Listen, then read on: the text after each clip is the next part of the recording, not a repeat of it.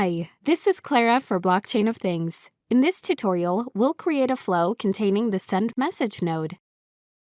If you don't know what a send message node is, be sure to check out the previous video titled Understanding the Send Message Node, then come back to this video. Ready? Let's begin. Drag and drop a send message node into the Node-RED workspace. Double-click it to display its Properties slide-out panel. On the Device drop-down field of the Properties slide-out panel, choose your Catenis virtual device. Add the node's configuration information based on your needs to each field of the Properties slide-out panel. Drag a debug node into the workspace.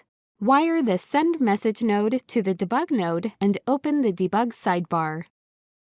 Next, drag and drop an Inject node into the workspace. Wire the Inject node to the Send Message node, then double-click the Inject node to open the Properties slide-out panel.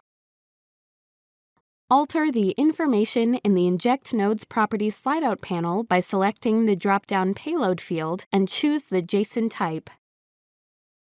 An ellipse button will appear to the right of the field.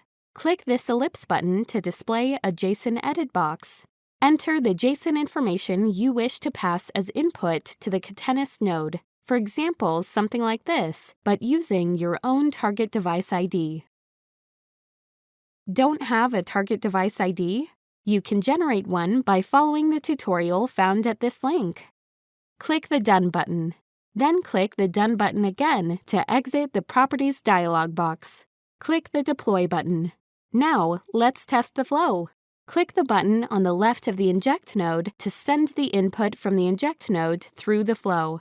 The Debug sidebar should display the returned JSON object containing the API call results to the right side of the workspace. Great work! Now that you know how to create a flow using the Send Message node, it's time to move on to our next tutorial, where you'll learn all about the Retrieve Message Progress node.